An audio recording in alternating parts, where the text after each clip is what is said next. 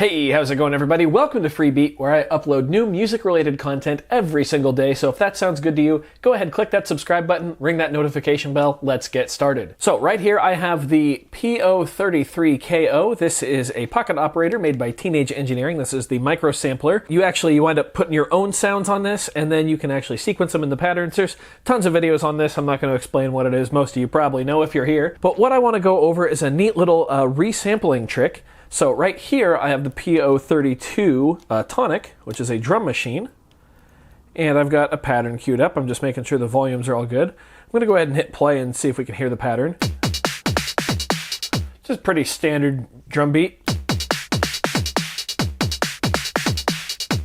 Nothing too crazy, but what I want to do is show you guys a neat resampling trick on the PO-33 KO. So on the knockout, we have 8 slots up here for melodic, and 8 slots down here for sounds for drum sounds. Basically, the only difference, this one, when you sample up here, it'll pitch the whole sound across all 16 pads. When you sample down here, it'll split the sound up into 16 different steps. So we're going to talk about sampling a pattern from the PO-32, which I'm not even using the stand on. There we go. Sampling a pattern from the PO-32 and putting it onto the PO-33 and getting it to line up perfectly so we can kind of mess with it, which is what this whole device is really all about. So we're going to make the pattern play once. So we're going to select pattern 2 and then a blank pattern. So it's going to go like this. One pattern on, one pattern off. That's going to make trimming the sample on the PO-33 much easier.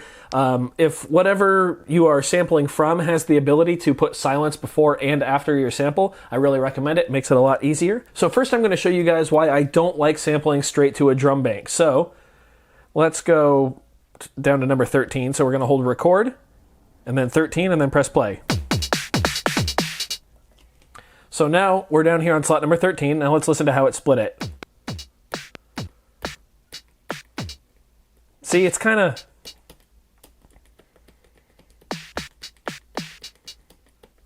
it's all sorts of out of whack, and it just doesn't make sense. See, and it like stopped recording right there. So that's no good. We don't want that. We want this to be usable. So what we're going to do is turn the volume up a little bit. We're going to actually first record it to a melodic bank. So let's do that. Let's just do straight to number 1. So we'll hold record, press 1, press play again. There we go. Now let's listen.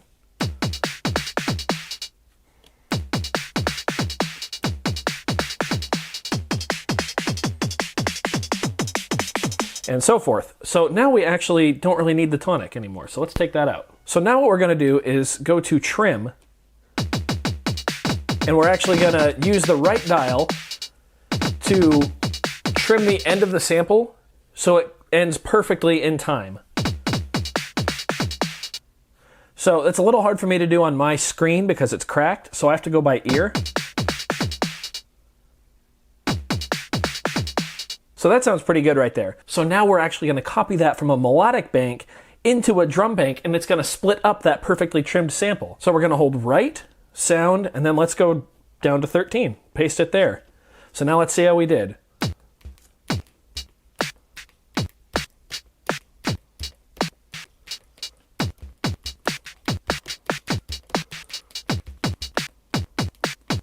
Sounds pretty good. Pretty square on the nose. So now we can play with it there.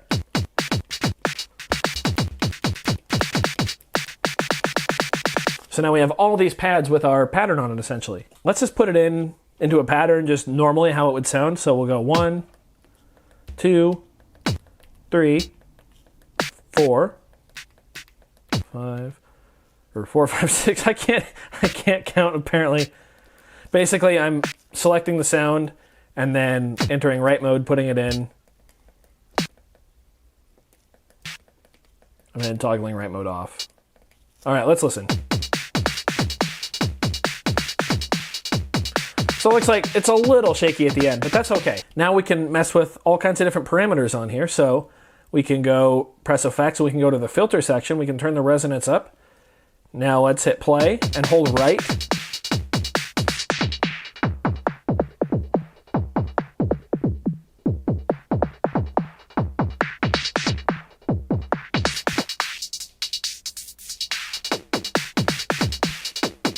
And those actually record in live in real time. So let's turn off the filter here.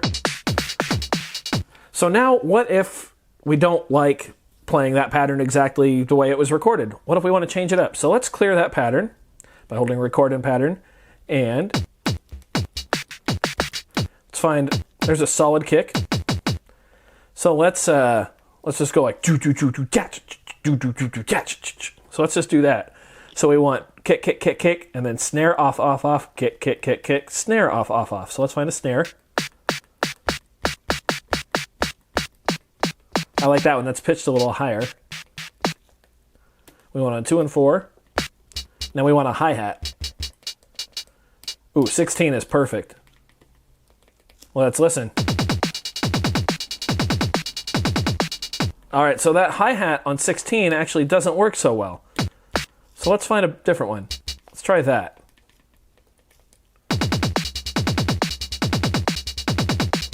A little bit of a stutter, but that's okay. Let's bring the tempo down.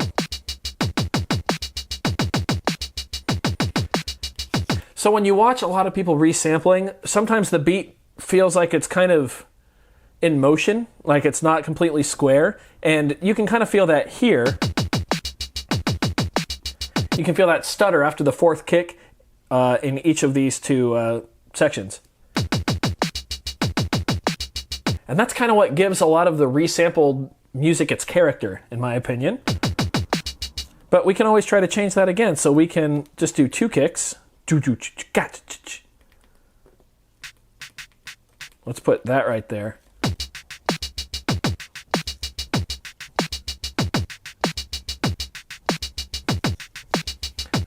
And that's kind of where you feel, where you get that kind of like stumbling feel, is how I would probably best explain it. That's pretty sweet.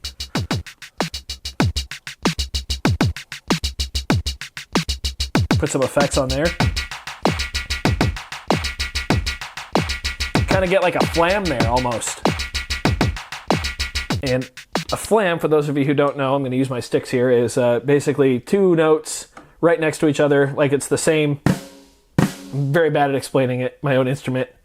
But instead of 1 note, it's, you can hear that one coming slightly before it, so.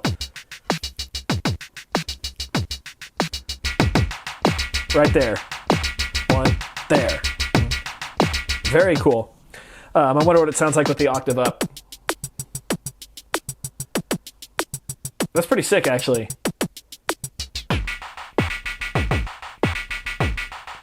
The stutter's very noticeable when you drop the octave down. That's very strange in 6/8. Some reverse.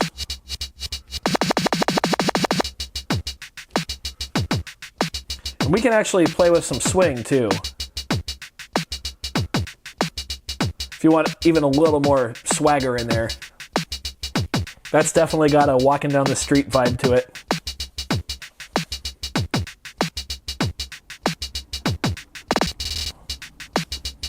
Very cool. Now we can also go in there and apply the step multiplier to certain parts of our track.